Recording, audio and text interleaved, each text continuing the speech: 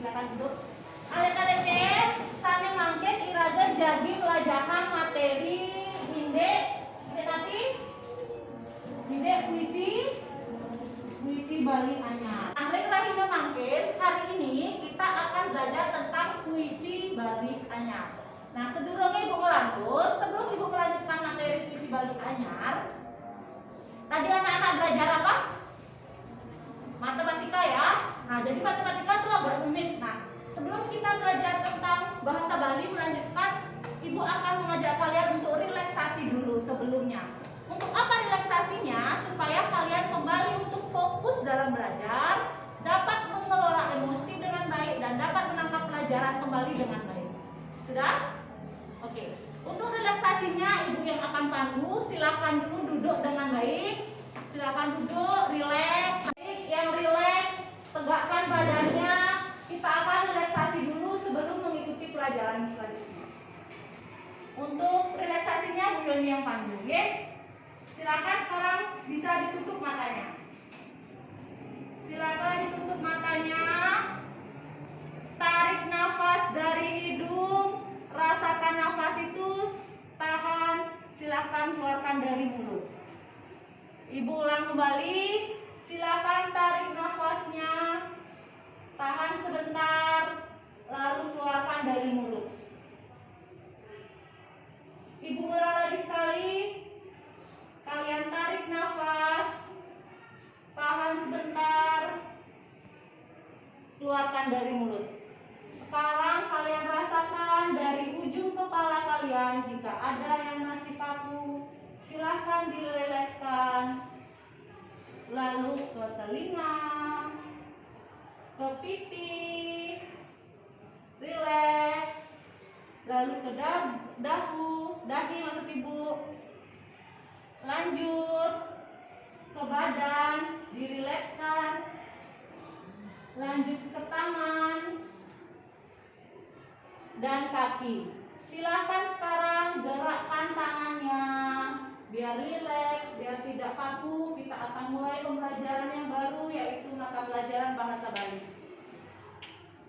Oke, kembali ditarik nafas kembali, tahan, lalu keluarkan.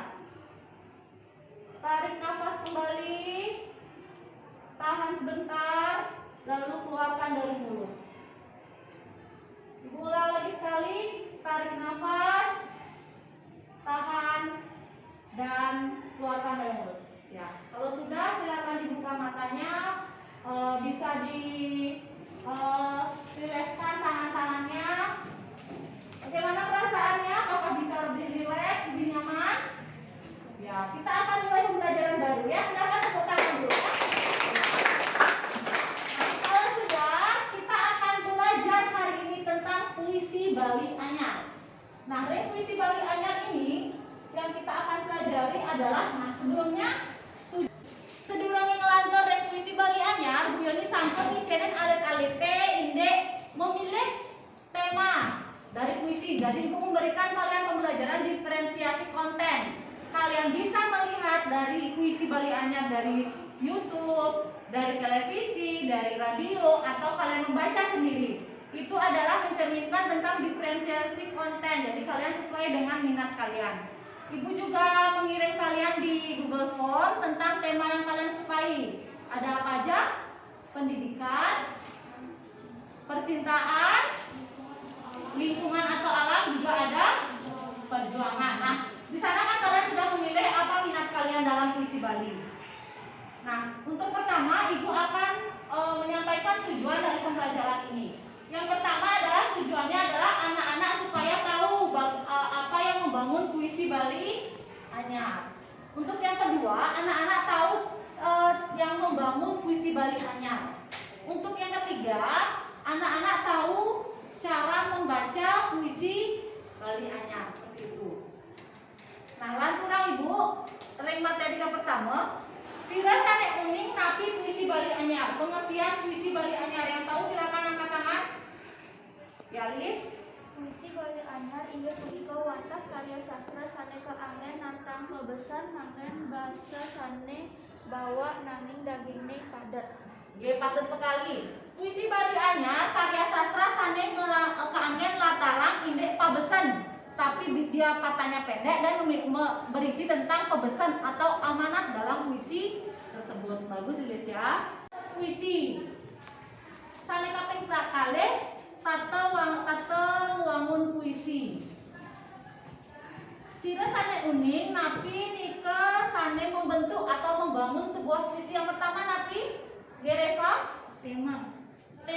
Nah, jadi salah satu yang membangun puisi adalah tema. Sane kaping kalih. Nah, tahu? Intan?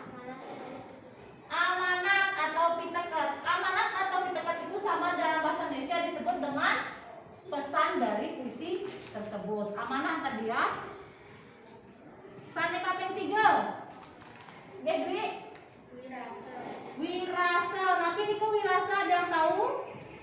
Wirasa adalah tentang penghayatan. Patet. Ini sama materinya ya, sama dengan satwa, sama dengan pidato, dan sama dengan cerpen. Semuanya itu ada unsur intrinsiknya. Jika sudah karya sastra berarti berisi tentang unsur intrinsik. Sane kaping 4. Napi malih? Nggih, wirama. Napi niku wirama? Ya, suara utawi intonasi patuh. Sane kaping 5. Oke? Intaran kruna. Intaran disebut dengan intaran kruna, yakni bahasa Indonesia disebut dengan diksi. Diksi itu adalah pemilihan kata dalam membuat puisi. Sane kaping 6. Napi? Basita paribasa. Basita paribasa ini adalah gaya bahasa. Sudah? Lanturnya mentan malih? Sudah. Nah, dalam puisi juga ada rima dan sajak ya. Jadi dia berisi rima dan sajak. Nah, niki sampun tate cara ngewangun puisi Bali anyar. Nah, sane kaping 3, sane kaping 4 inggih punika tata cara ngewangun puisi Bali. Siret sane uning napi mantan tata cara ngewangun puisi Bali patah sekali satu. Napi mantan tata caranya. Sane pertama wirasa, patut valen wirasa. Tadi wirasa juga sudah disebutkan. Apa itu wirasa dalam bahasa Indonesia? Adalah penghayatan. Bagaimana saat membacakan kalian puisi menghayati. Jika dia dengan senang berarti mimik wajahnya juga senang. Jika bersedih berarti mimik wajahnya juga bersedih. Seperti itu ya. Ini yang disebut dengan wirasa. Sane kaping kalih? Wirama. Wirama ini kan napi ning bahasa Indonesia. Apa dalam bahasa Indonesia? Intonasi atau suara. Apakah benar jika bersedih suaranya besar? Seperti itu benar atau tidak? Tidak. Jadi dilihat juga dari wiramanya. Jika puisinya bersedih berarti akan suaranya akan lebih mengecil dan sendu ya, supaya bisa menimbulkan kesedihan. Jadi yang mendengar tuh paham. Oh, ini puisinya berarti bersedih. Gitu. Sane kaping 3.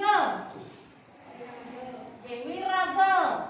Wiraga dalam bahasa Indonesia napi gerak tubuh. Bagaimana jika orang bergembira gerak tubuhnya berarti bersemangat seperti itu. Tadi dibilang dalam diferensiasi dalam minat atau kebutuhan belajar kalian memilih puisi perjuangan. Berarti harus semangat atau harus sendu? Ya, kalau dia puisi perjuangan berarti wiraganya atau gerak tubuhnya harus bersemangat. Jika percintaan, nah tadi ada percintaan remaja dipilihkan, kalian sudah tahu ya. Percintaan walaupun tidak melakukan tapi percintaan kalian tahu kan, sudah menyukai lain jenis mungkin. Berarti pasti ada senyumnya mungkin bagaimana gitu ya, lagi berbunga-bunga seperti itu. Sane kaping 4 tapi wates lengkara. Nah, wates lengkara niki ring bahasa Indonesia pemotongan kata. Di mana dalam baca puisi misalnya di mana sih stopnya kalian membaca seperti itu. Supaya yang mendengar tuh paham. Sudah? Sekarang ibu ingin bertanya, kalian sudah ibu berikan Google Form sesuai dengan minat dan bakat kalian dalam puisi. Ibu sudah mengirimkan 4 model puisi. Yang pertama ada tentang pendidikan, ada perjuangan, percintaan remaja. Wah, Lilis ingat sekali tentang percintaan. Lalu ada lingkungan dan alam.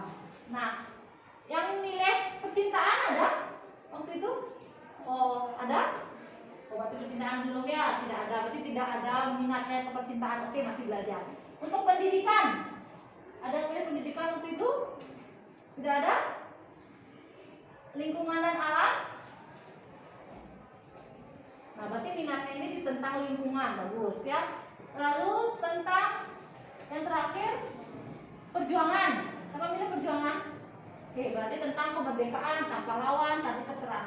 Nanti silakan kalian baca puisi yang sudah dikirim. Mungkin minggu depan kalian menganalisis apa yang terdapat dalam puisi tersebut, unsurnya, dan bisa membaca. Sudah? Ada yang bertanya lagi? Tidak. Oke, karena sudah diberikan, sekarang untuk terakhir adalah kesimpulan. Kita belajar apa hari ini? Kesimpulannya? Ada yang bisa bantu Ibu? Oke. Puisi Bali Anyar sama dengan puisi dalam bahasa Indonesia. Ya, puisi Bali Anyar. Judulnya sudah puisi Bali Anyar, berarti itu sama dengan sudah mendapatkan pengaruh dari modern ya, pengaruh modern dari bahasa Indonesia. Itu pada puisi Bali Anyar. Ada yang lain? Ya, Lilis? Puisi Bali Anyar inggih punika puisi sane natang pebesan nganggen bahasa sane daging nyanyi kepada. Oke. Berarti puisi itu adalah karya sastra yang mendaging pabesan yang berisi tentang pesan-pesan yang ingin dilontarkan oleh pengarang. Yang isinya atau isi dalam puisi itu padat ya, padat, jelas dan singkat. Nah, ada lagi? Sudah? Oke, sudah. Kalau sudah, untuk hari ini pelajarannya cukup. Mungkin minggu depan Ibu akan melanjutkan lagi. Kalau gitu kita tutup dengan para mesanti. Pada asana para mesanti. Om Santi Santi Santi Om.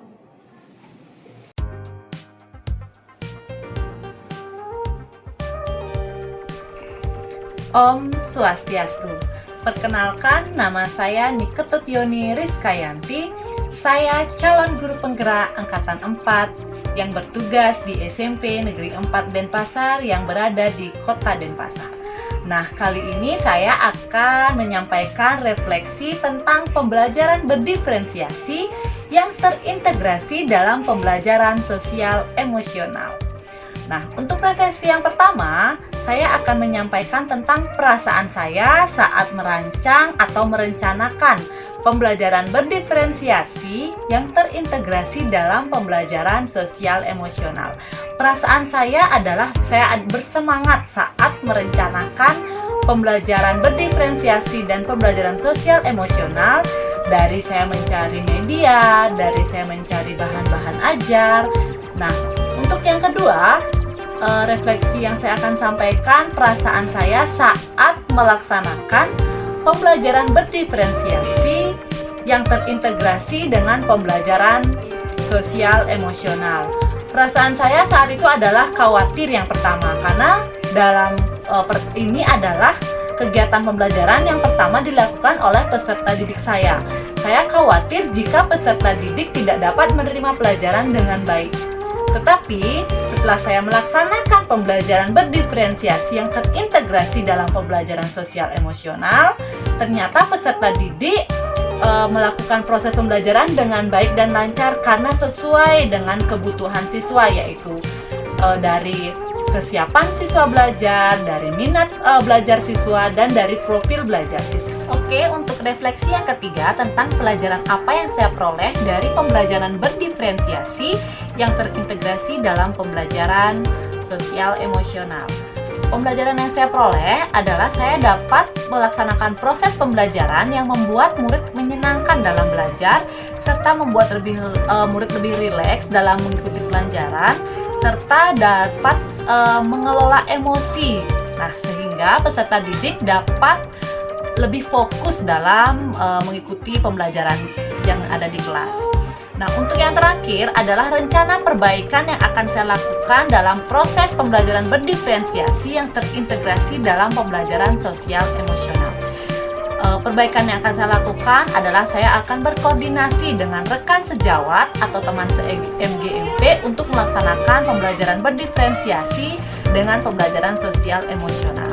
Serta saya akan memberikan pemahaman yang lebih lanjut kepada peserta didik tentang pembelajaran di kelas yang berdiferensiasi dan sosial emosional.